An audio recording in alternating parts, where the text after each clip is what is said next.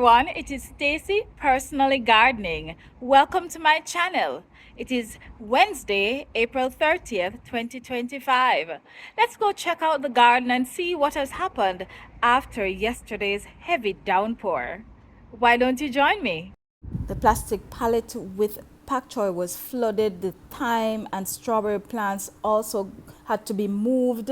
The tomato plants seem to have enjoyed the rains, as most plants did that were not severely impacted by the water that was so much. These, I hardly water them, so I'm sure they are in their safe space. Let's move on to this tiny little nursery that I had to be trying to rescue as rain that beat from off the roof really came down upon them.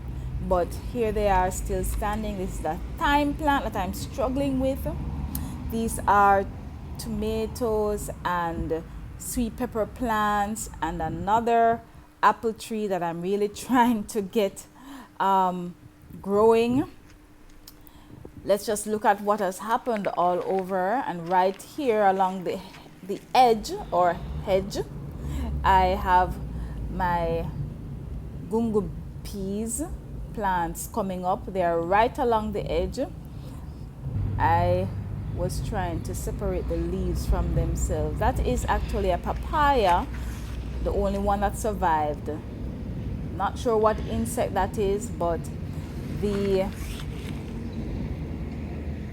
beans are going to be ready and available for Christmas, and I'm so happy for that. They are coming up nicely, and I'm so glad that I put the stones in place to mark where they are located. This is my first time growing gungo peas as well. I'm not sure what pests besides worms are associated with them, but of course, you know, every plant has some kind of pest that I have to contend with. Already there is evidence of something. I'm not sure what that is, but that looks like the larvae of some kind of pest.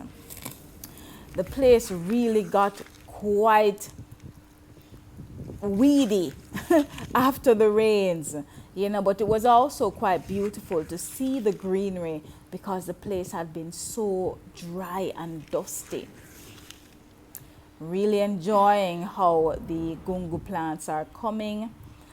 The fever grass is still growing, the pine plants, everything really benefited from the rains, and it just showed us the importance of how much the rainwater is better than the piped water. That's another papaya plant. I didn't even realize they took so long to grow. That's sweet sop.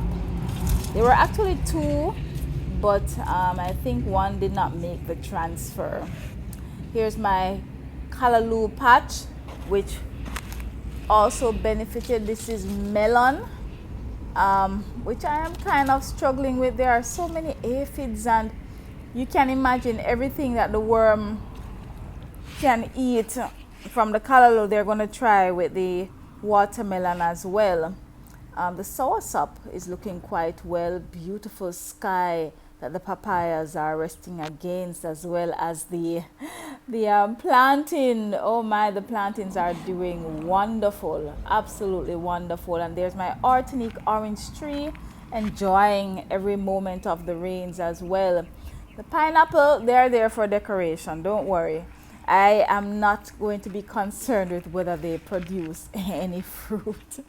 Here's another sweet sop, the one that I had whacked while cleaning the yard, coming up nicely.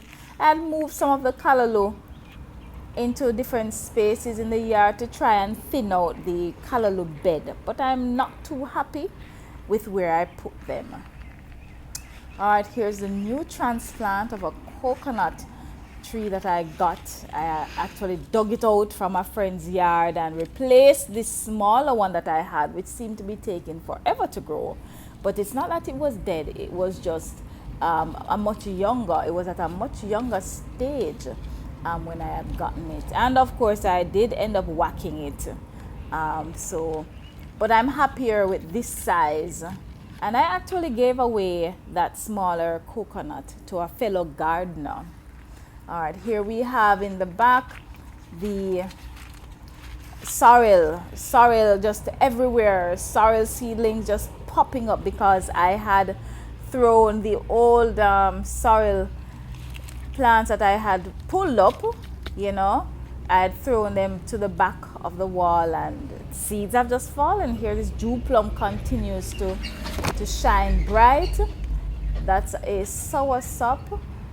These are two smaller June plums, which I thought were dying, but they didn't die. They just didn't like the transfer. And there's my big June plum I call Junie, who now has leaves after shedding every single leaf in the previous month and had me worried. All right, this is my East Indian mango tree with new leaves. I call her Essie. Yeah, so this is Essie, doing really well. Those cardboards that you see are to help to keep the weeds down. Look at how magnificent that planting is, man. It is so big. This is Papa Aki. This is my Aki tree, the oldest one. And I think I actually saw something like blossom on it, but it's actually very, very difficult to see.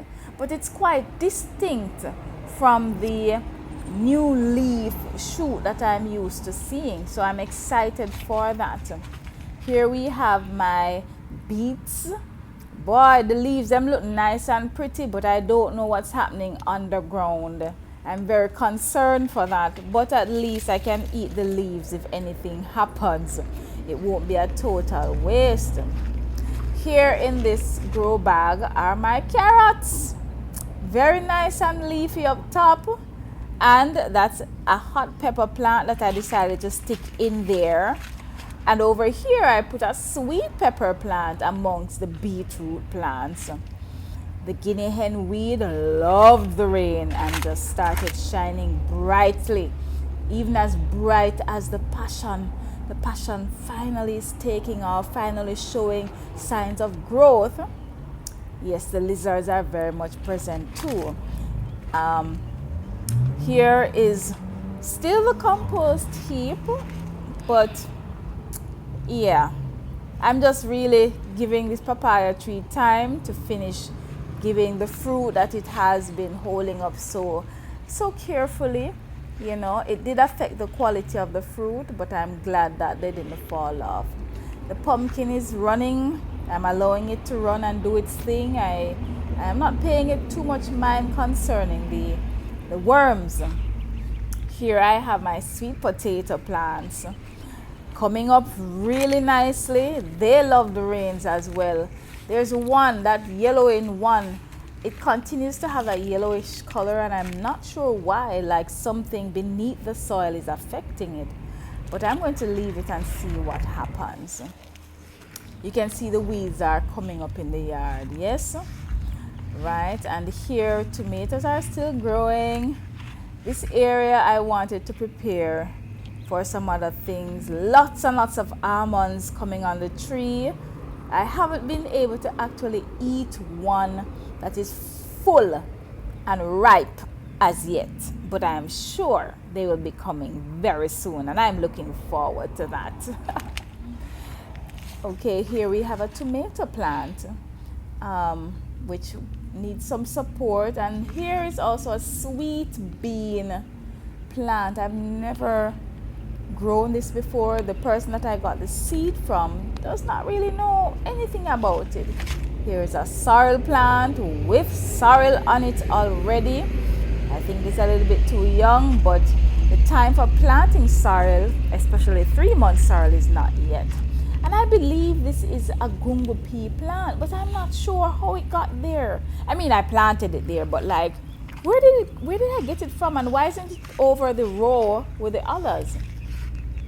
I transferred some more sorrel here. I'm not even sure why. I think they were in a particular spot in the compost heap and I wanted to move them. But they are actually too close together. But let's see what's going to happen. Look at my yard. I can anticipate the weeds just coming up in full flurry after those rains. But the yard, the plants in particular, really enjoyed the rains, and it did help to cool the place a bit. This is the old callaloo patch, which I am going to get rid of.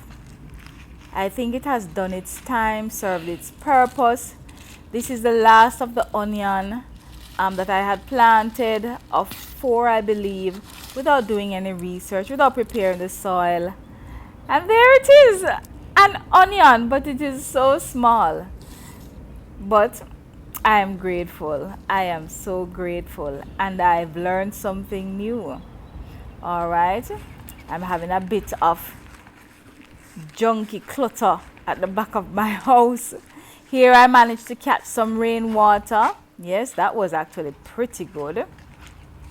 All right, decided to double back this way to show my mint.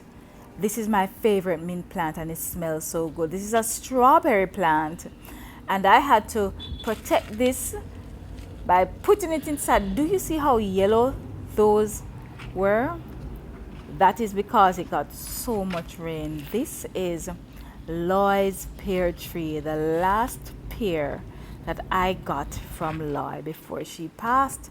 So I'm really hoping that tree does well, you know, as I did it from seed. Of course, this is now my desert area, if I can call it that, where I have plants that don't really like too much water. Are my desert rose. I thought it was gonna die, but then it sent out new leaves, and I actually did not move it during the rains. So I'm so happy. I'm so happy because I feel so clueless about how to take care of the desert rose plant. Moving right along, you can see my yard is looking quite unkempt. It's been like that for a while because I've been busy. But here, Jules is still standing, my Julie mango tree. Of course, for the first time, I just noticed new leaves. Did I notice the new leaves? I probably didn't. But all Jules had been doing was sending out blossoms. And I had to just get rid of them because the tree is just so small. Here's my other snake plant that I put outside to get some of the rain. Look how cute that is. And I actually should bring it inside now, but it's still outside.